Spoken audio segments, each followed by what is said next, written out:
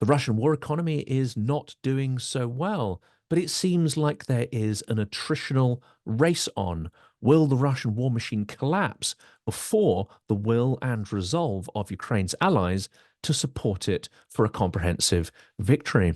Is it time to let go of the idea that Russia has endless resources to continue the war indefinitely, and that historically it is actually not uncommon for Russia to lose wars and catastrophically without the country and indeed the world ceasing to exist? The next 6 months will prove crucial, and we'll be exploring these issues today with Anders Puck Nielsen. Welcome to Silicon Curtain. Please like, and I know you'll like this material, so maybe wait to the end, but definitely make sure you like, check you're subscribed to the channel so you don't miss out on our daily output of interviews and content. And please, I wanted also to say a huge thank you to everybody who supports the channel on Patreon and Buy Me a Coffee. And of course, I encourage you to support my guests similarly as well. Today, I'm speaking with Anders Puck Nielsen, military analyst and influential YouTuber based in Denmark. He specializes in naval warfare and strategy. Today's video, as I say, we're going to be talking about a whole range of issues, including the Russian war economy, Kursk, Pakrovsk, and many other topics besides. Anders, welcome back. Thank you. It's a pleasure. Well, let's start somewhere sort of very close to you physically and to your heart, I'm guessing too, and that is Denmark, which has become the largest contributor by GDP to Ukraine in order to support its war effort. And it absolutely amazes me how strong, both rhetorically, but also in terms of physical aid, the Danish government and people are. Can you help us to understand why that is? Yeah, it's a good question. I guess it's nice to be number one. Probably over time, someone else will donate, then things will shuffle around. But I think it's good that Denmark is there in the top. I think in Denmark there's just general agreement about the need to help Ukraine and also how to do it, and that more military assistance, firm stance against Russia is the right approach, and that all the threats and nuclear talk coming out of Moscow is not to be taken too seriously, or that it's not going to stop us from doing what we believe is right. So I think that's nice. I think those things are more debated in other countries. And then I think Denmark has just always been very willing to contribute in the world. We have a long history of doing that, of sending our military into pretty much any conflict and war there is all around. So there's this feeling that our military capabilities and things, they need to be put to work. They're not there just to be used in the barracks. So I think I'd say that also translates into, unfortunately for Denmark, kind of a problem regarding our own capabilities. So we have a big challenge of actually rebuilding sort of our capability to defend Denmark. But I do think it's good that we have this approach of actually being willing to contribute where there is a need. And there's two questions that arise from that. I mean, we'll come to the Ukrainian arms industry in a minute because the way Denmark is supporting is also very interesting. But also in recent months, it seems that the Danish government, whereas it hasn't physically taken action yet, it has been more vocal than any other government about the Russian Grey Fleet that is passing through the so-called NATO lake. Now, speaking to some experts, it seems that through international law, it may be very, very difficult to actually take action against Russia's old oil tankers that threaten environmental disaster. But again, I think Denmark is willing to explore the possibilities of at least looking at how that may be challenged and using, again, strong rhetoric. Yeah, let's see. I think it's a really challenging case. One thing is, what can you do with international law, but the other one is, what do you actually do if you stop one of those ships? Certainly the owner is going to be gone in no time, right? So you're stuck with this crappy old ship and a crew that isn't getting paid, and you end up having to pay the bill. So I don't know. I think Denmark is really not super interested in in actually going out and blocking these ships from passing the Danish Straits. It's one of those cases where you really just close your eyes and hope that nothing happens while it's here. But yeah, I think Denmark is generally focused on how do we how do we make the sanctions work better, and what are the things that actually need to happen for this to be successful. And there is abroad the Danish political parties just a consensus that the it's super important for Danish security going forward that Russia does not win the war, that Russia has to learn the lessons from this, and that Ukraine must win. And the way the funds are being channeled, again, Denmark, and this could be a model or a template for other European countries, they have taken some of the interest from the Russian seized assets. Now, that's not the full amount, but they are channeling substantial amounts of money to actually build up Ukraine's domestic arms industry. Rather than sort of simply providing someone with fish, it seems they're taking the approach of teaching them how to fish. Well, I mean, the Ukrainians are very good, obviously, at developing technology. What they lack is the finance in order to scale that up. This would seem to solve one of those problems, or at least start to. Do you think this is a template of much more sustainable support for Ukraine, which other countries should adopt? Absolutely. This thing about actually going out and investing in the Ukrainian defense industry is the most efficient way to use money here. We're just in a situation where the world sort of there isn't enough production capacity, and where there actually is surplus production capacity is in Ukraine. So they need money to actually keep the factories running, but it is the way we can best increase the output of weapons. That is by sending money to Ukraine and into the Ukrainian defense industry. Otherwise, if Denmark goes out into the international markets, say, trying to order something on a factory in France or Great Britain or something to send to Ukraine, then we're just going to end up in an endless line, right? And we're going to get this equipment in 3, 4, 5 years' time, and by then it's too late. So since we don't have our own defense industry, then this is the best way we can contribute. There have been many concerns about the potential of corruption and those kinds of things, because if you send actually equipment, if you send grenades, you send howitzers, whatever, then it's very simple to sort of track that. Where is it going, and who is getting that? And there are less possibilities of embezzlement, you can say. But if you actually send money, then you get into territory where that's more difficult. So there are many things have been done to sort of try to avoid those kinds of cases and make sure that this money is actually going to the right places where there is accountability and the Danish taxpayers feel that they provide value. But I do think it's the way forward. I think it's the best way to get more arms to Ukraine quickly. It's the best way to get the arms that Ukraine really wants. It's the best way to ensure that they get equipment that they can also maintain afterwards, so they don't end up with 50 different types of vehicles that they have to somehow maintain. And I do think we see other countries also following suit. Sweden, for example, has just also contributed that way, and I think it's a good recipe. And of course, for artillery units, maybe the innovation cycle is years.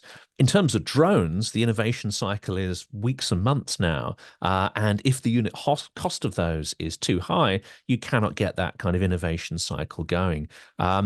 Ukraine seems to have a kind of sweet spot, doesn't it? You have a lot of tech entrepreneurs, you have the relatives and friends, and actually some of those tech entrepreneurs are on the front. There's an extraordinary exchange of information and ideas. And I know you've written quite a bit and done podcasts about these innovation cycles in military tech. This is a fascinating area of development, isn't it? Which, in some respects, Ukraine is ahead of the curve when you compare it to the procurement processes in Western militaries. It absolutely is. I actually think most of the Danish funds go into the production of artillery pieces, the Bogdana systems. So you can say that is the more kind of old-fashioned just artillery that works. But absolutely, if you look at the Ukrainian defense industry, there is innovation at a pace where nobody can keep up right now. I think Ukraine is leading in the world on that, and that is just something also that happens though in times of war, right? It's really, in a very primitive sense, it is survival of the fittest, right? It is this thing who can reinvent themselves the quickest will ultimately have an advantage and survive. So, and you just, yeah, there's just a more acceptance of you throw money into innovation projects in times of war, and you know that some of it is not going to work. And in times of peace, then you will have all these kinds of, you want to sort of make sure you don't have these procurement scandals. And why did we spend a lot of money on something that never really, never actually worked, never gave us value back? But in times of war, there is just a willingness to do that, and an acceptance that in order to get something that works, you also have to invest in many things, and some of it is not going to work. And the other aspect, and we could probably talk for several hours on this, we'll just give it a couple of minutes. That is the innovative use of, I would say, sort of domestic technology. Because when you look at sort of US and the procurement processes, you will end up getting components which match sometimes the capabilities of things like smartphones or public accessible servers or Starlinks or whatever it happens to be. And the cost is enormous for the overall project and for individual units. It seems that Ukraine is not so picky there. They're using whatever they can in terms of domestic components to build, really innovative networks and tools. Is this another lesson, I think, which maybe Western militaries are going to need to take on board? Absolutely. I think going forward, we really have to think about the whole processes of procurement. Where do we get the components from, both in terms of how sure are we that we can get those components when we need them? Like these microchips, for example, are they produced in China? That might be a problem.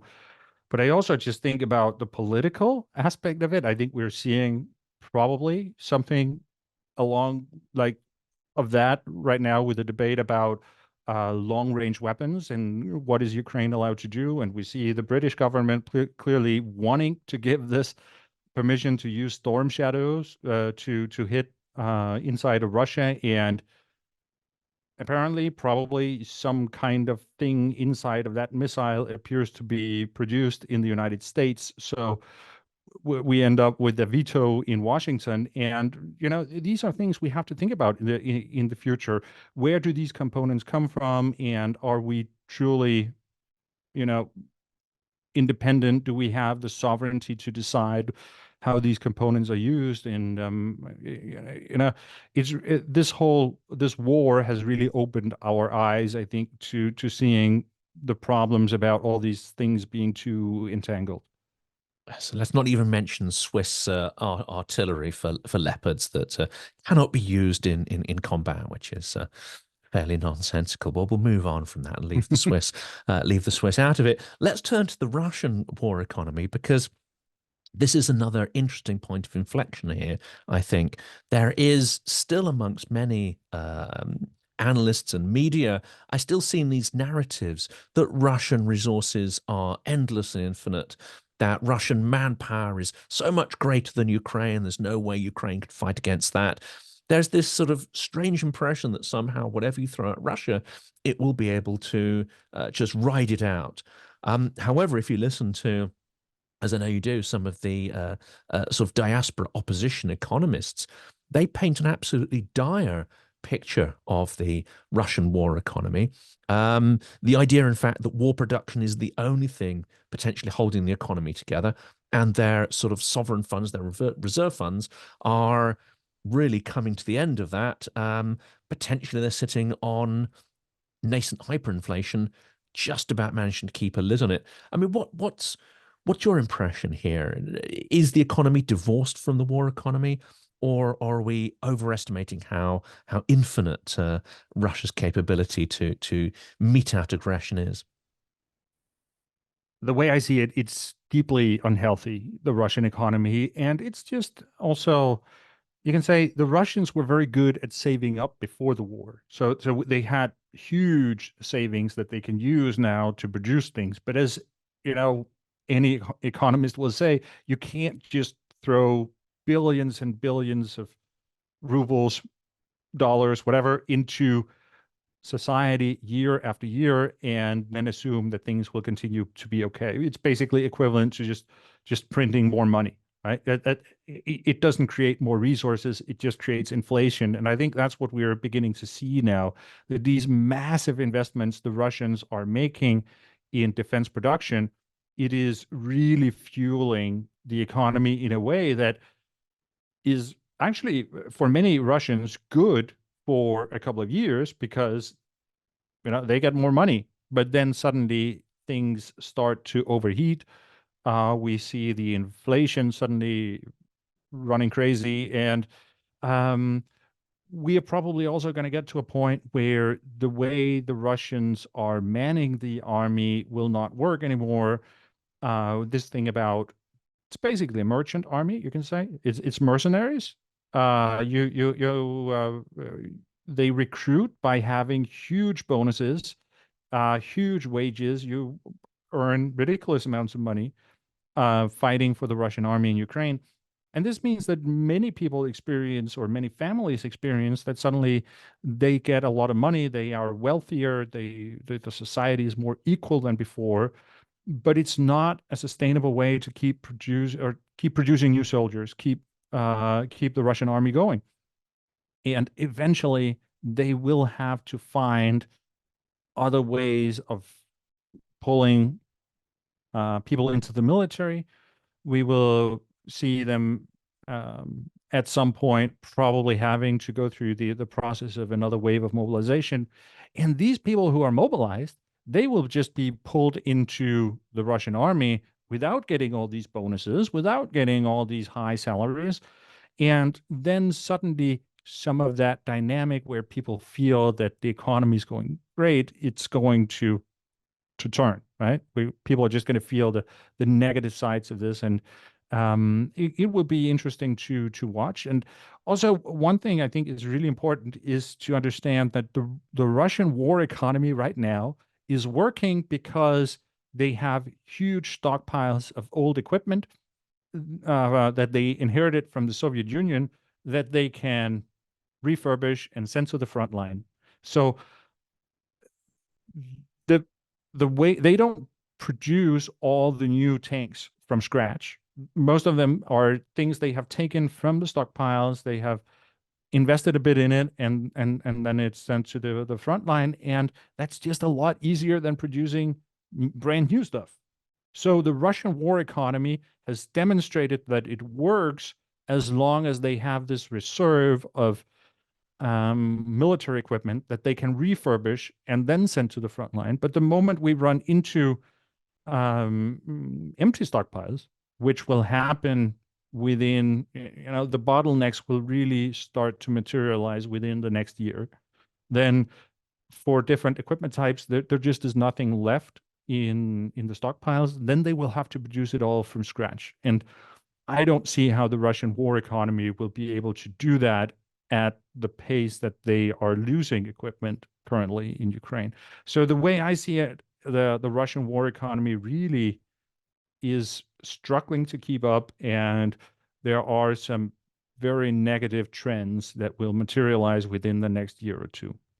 And this might achieve more results if they are innovating in terms of tactics, if they are reducing the sort of the vertical, highly punitive structure of the military and actually starting to learn lessons. Do you see any evidence of change in the techniques, or are they as profligate with the equipment that you described there, the refurbished equipment? Are they as profligate with it now as they were back in 2022? We do see examples of learning also on the Russian side. It's not that they don't learn anything, but definitely they still also have some very crude tactics. And we actually see that their losses are bigger this year than they were last year. So the requirements for more equipment and more manpower is also growing.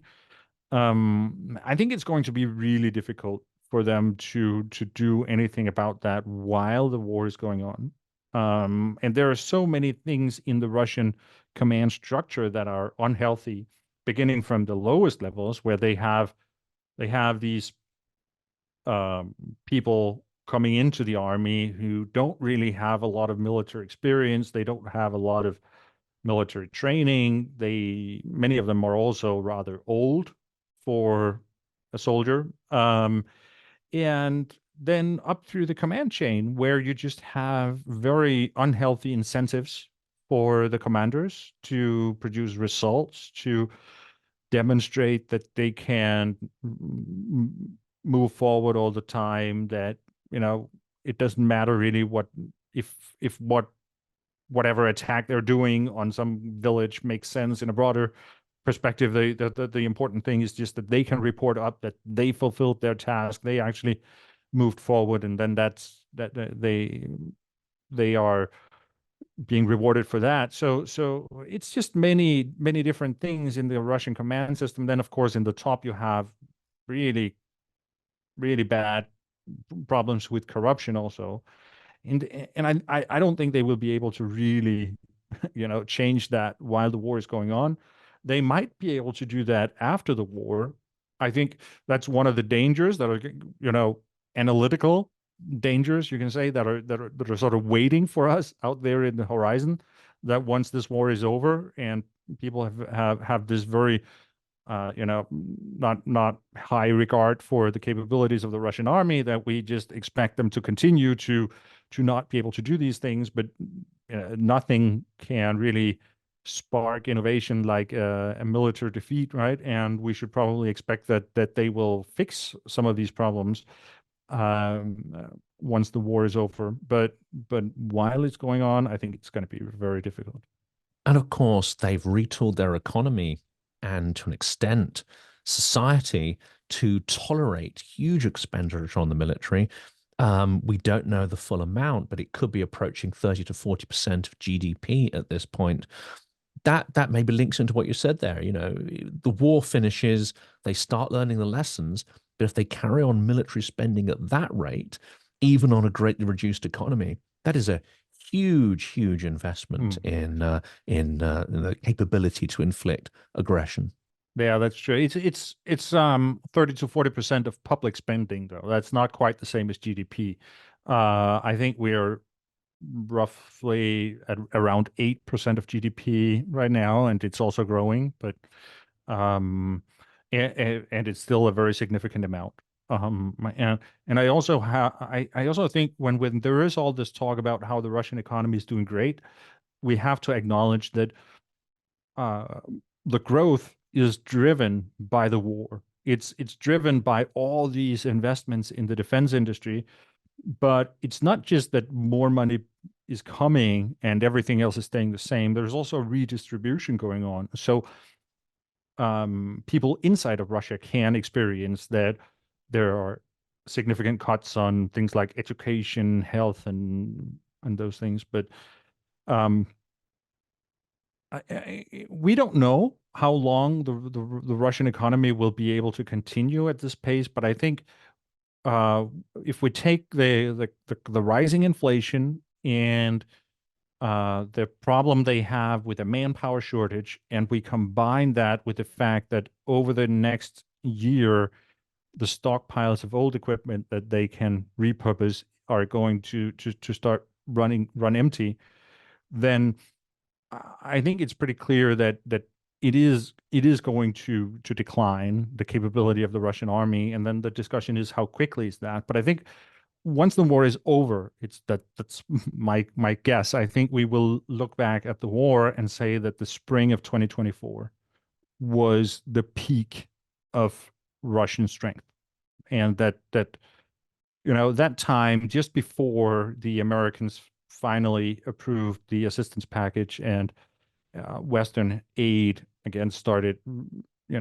come really coming into Ukraine in big quantities. I mean, that was the peak sort of Russian strength comparative to the Ukrainian one. It's interesting, isn't it? Because if I was to simply read Western media and listen to some of the analysts there, I would get the impression that Ukraine has made a huge strategic blunder by making the Kursk incursion, that they've let their eye off the ball, and Pokrovsk, this extremely important place that no one had actually heard of prior to it being invaded, is about to fall, and this is disastrous. I have to temper that because I actually know people in Pokrovsk. I communicate with some there, and individually for families and people living there, it's an extraordinary tragedy. But strategically, you could form the impression that actually ladders up to what Trump said. You know, Ukraine is gone, it's lost, etc. You could fall into this. Whereas, if you take perhaps a more strategic view, I'd love to hear your view on this. What Kursk has done, and this is what many of the Russian sort of diaspora commentators are saying, it's opened up another black hole for Russian kit to be destroyed. It's another thing they have to throw this refurbished kit at, and it's kind of the attrition rates are huge there. It's also pushing Putin into new rounds of mobilization, which he has fiercely avoided. The Z Patriots, and I'm sure many as military have been pushing him for the last 2 years to go to full mobilization. But he knows that puts additional pressure on the economy and, of course, on political fragility. So, to my mind, Kursk seems to me like a gamble that's worth taking and one that is paying off. That's not a message you tend to hear too much amongst analysts, though. No, I tend to agree with your assessment there. I think it can be frustrating to read the analysis of what's going on and what the Russians are achieving, because I think if you actually look at the map of, say, what have the Russians achieved over a year of offensives. It's about a year ago since they started to push on Avdiivka for the first time after the Ukrainian summer offensive last year. Well, it's very little. They have really moved ahead very, very little.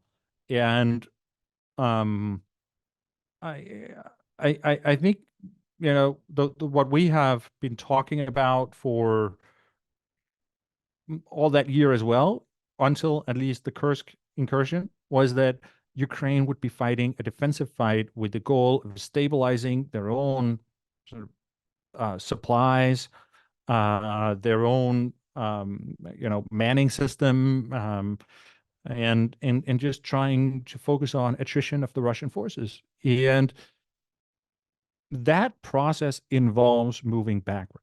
That's expected, right? But ultimately, at this pace that the Russians are progressing now, it will take many years before they will take the rest of the Donetsk region, right?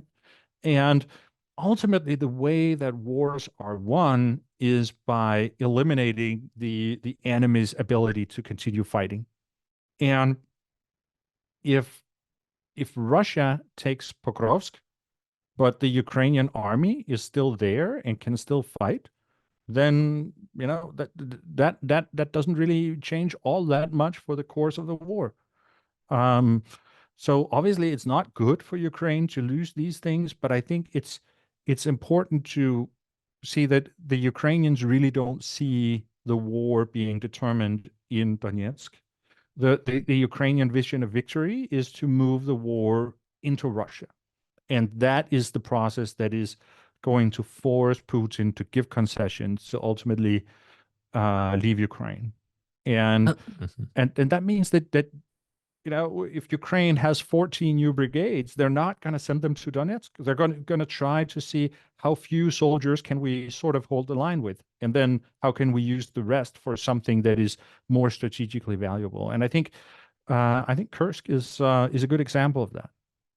And of course, there's the other aspect, which is the last thing you want to appear as an autocratic strongman is look weak. And I think this is an aspect that maybe is overlooked, that this is really, it may shake the confidence of the elites in Putin. I call them elites. They're not like our elites. I'm not trying to put our framework onto that. Nonetheless, there will be some doubts about his capability. And also, this might, this won't prompt people to come out in the streets. This won't cause a revolution. But again, it sort of shakes the foundations of people's belief system that the little Father Tsar is no longer able to protect them, and it's not something that can be hidden with any amount of propaganda. That's true, and I think it's possible for Putin probably to get away with what's happening right now, because at least that's what's happening so far. But who says it can't happen again, right? It might happen somewhere else. Again, somewhere else in the Kursk region or in the Bryansk Oblast, maybe, or in the Belgorod region. If the Russians don't take this problem seriously of actually guarding the border and allocating forces to that, then I don't see why Ukraine would not be able to do it again.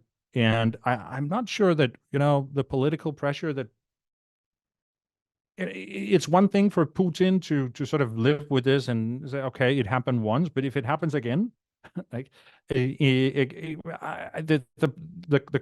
criticism of the Russian leadership would be massive.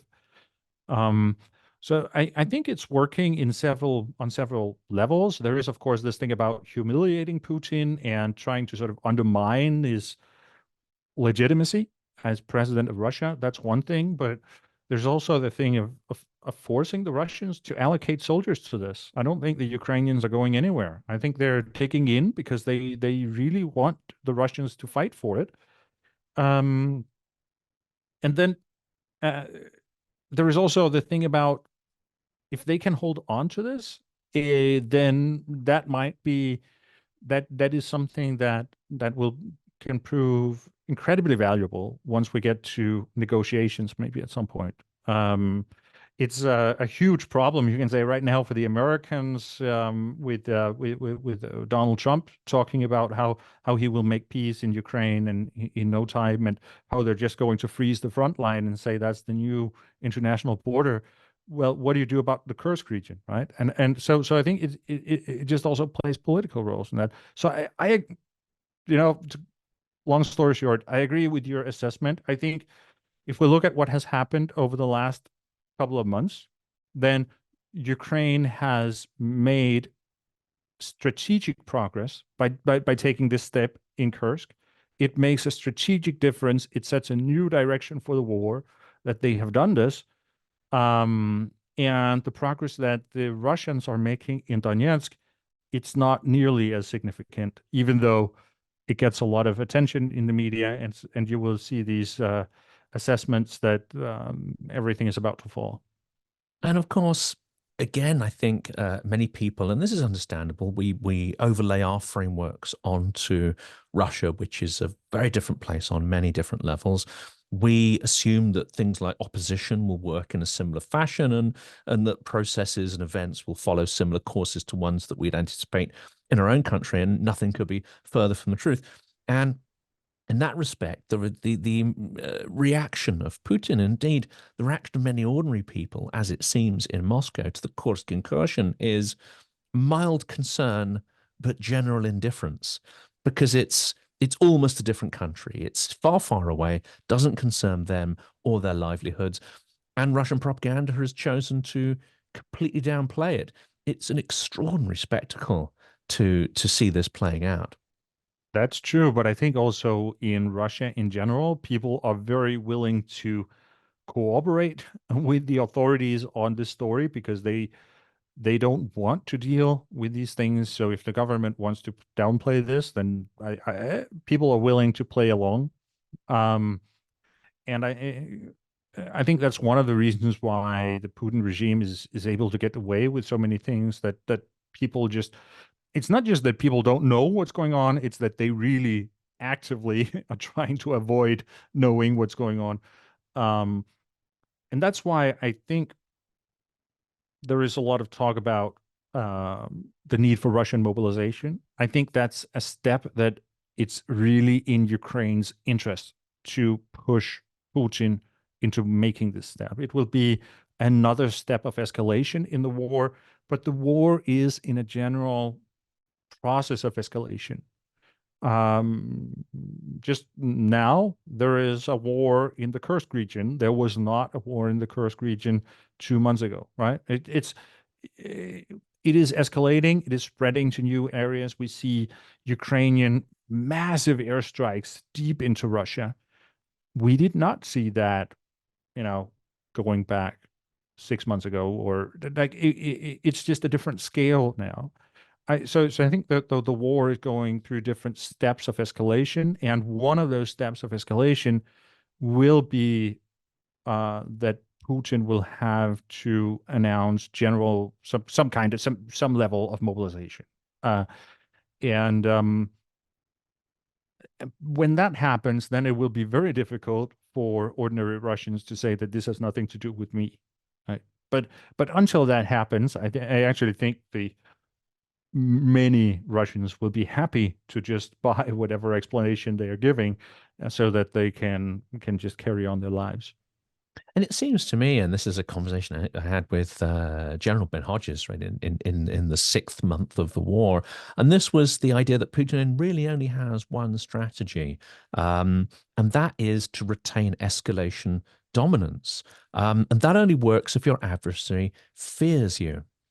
That does, however, seem to work rather well in certain quarters of Washington and Berlin. Alas, that strategy is still something of his trump card. No pun intended there. But Ukrainians don't seem willing to play that game anymore. They are deploying secrecy, surprise, and they are willing to escalate themselves beyond that dynamic. And I think that is part of the victory plan. We don't know the full contents of the victory plan, but I'm assuming the victory plan really hinges on, taking control, taking charge of escalation, and convincing Putin that he cannot win. Um, how do we break this dynamic? First of all, do you agree with that? And second, how do we sort of break what still seems to be coercive fear that exists in the minds of many foreign policy analysts and decision makers? I think it's definitely been the strategy of the Biden administration to be very, very careful about this, and that the most important thing is escalation management. And um, I think overall, I'd say that the American strategy during all of this has not been particularly successful. I don't think the idea that you can manage escalation in this way has worked out. On the contrary, I just said we are in a phase of continued escalation. I think that's exactly what's happening here. That because the war has been allowed to continue for so long, we actually end up with more escalation than we would have if there had been stronger support for Ukraine, and things wouldn't have been dragged out. All decisions, it wouldn't be no, no, no, no, no, no. Okay, yes, like and I I think that has, but that is basically it. It's down to Biden's personal preference. You can say, like, why is this happening? It's happening because it is just his, how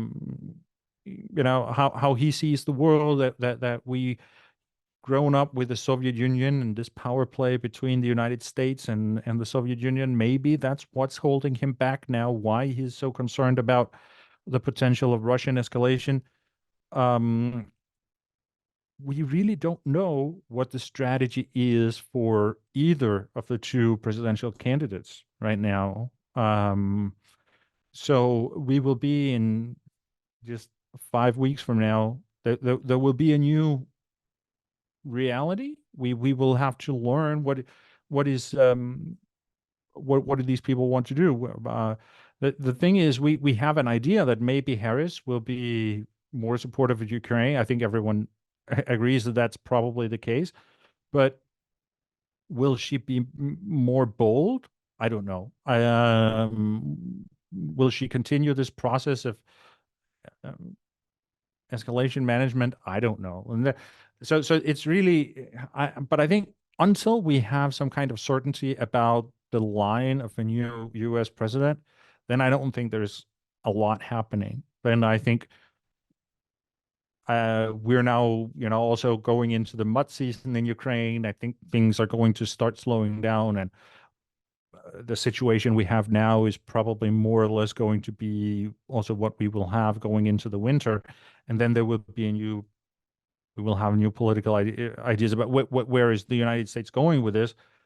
But I would not be surprised to see the Ukrainians on the other side of the American election going out and trying to do something bold and offensive again to try to turn the tide, you can say, trying to again push the needle on this and really make it clear that they are not concerned about Russian escalation and that they believe the way to win this war is to push on. And then we might end up in a kind of dynamic where the great power believes that they can dictate the terms, but it turns out that actually it's the small state that is making the calls in the end. And of course, Putin is going to be watching this extremely closely. He may have his own interpretation of the two candidates' behaviors. Harris, perhaps more of the same, slightly bolder, but no fundamental change. And Trump, we may think his policies are predictable. I think Russia will maybe looking at him thinking that he has got unpredictable elements to his character and behavior, some which will benefit them, some which may not. But at this point, it seems that a lot of people are arguing from the position of their own political partisan views rather than, solid information. I think the only thing we know about Donald Trump's Ukraine policy is that the things he says he will do, we know that they will not work. So, there's not going to be peace in 24 hours. We know that he cannot just make these two sides agree just by talking to them. I also think it's quite clear that he will not be able to push Ukraine into a peace deal that is very bad for Ukraine. In that case, Ukraine will say no, and they will continue fighting with whatever they have.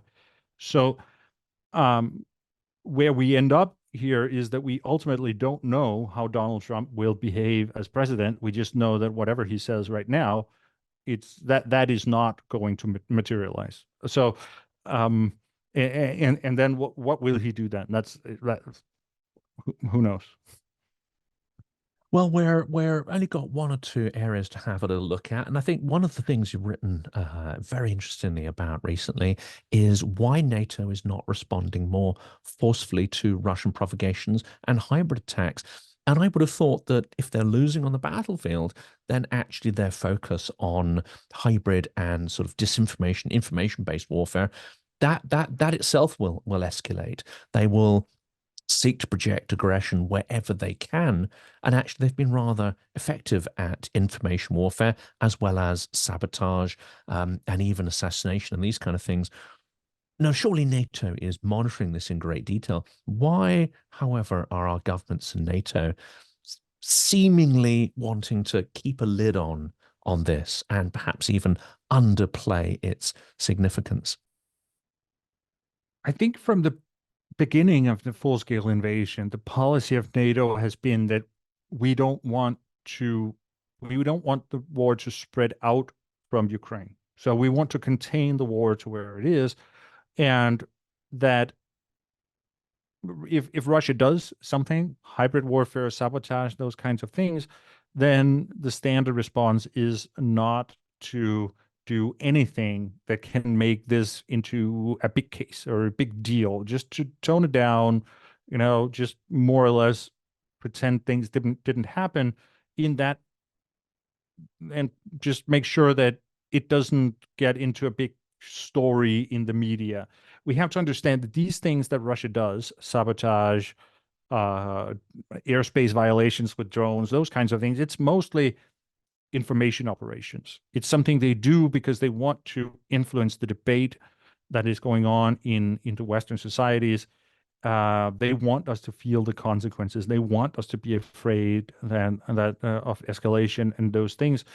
So if you just, acknowledge that something happened and say we don't know for sure what it is, or it was probably an accident, it's not a big deal, then you basically, you deny them that information effect. So I think that has been the standard response ever since the invasion began, that whenever there was some kind of suspicious activity in NATO, then you know we're just not responding, or we will make some kind of commission that can look into things and think carefully and investigate carefully, and we never hear what's up and down, and um, that has been the standard response. I think it's been working well. I'm not sure it will continue to work though. I think what we're going to see, and I think this is super important. We had this conversation about the Russian war economy and how things will probably start to get harder and harder for them, how they will be pushed into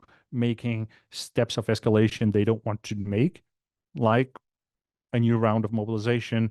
Um, how ultimately, as the war goes on, we are approaching a point where one of the sides will see that things look like they might lose the war, and that will make them likely to do dramatic things. And so I think we are approaching a point where we should expect that Russia might take more dramatic steps, that they really want to take bigger risk.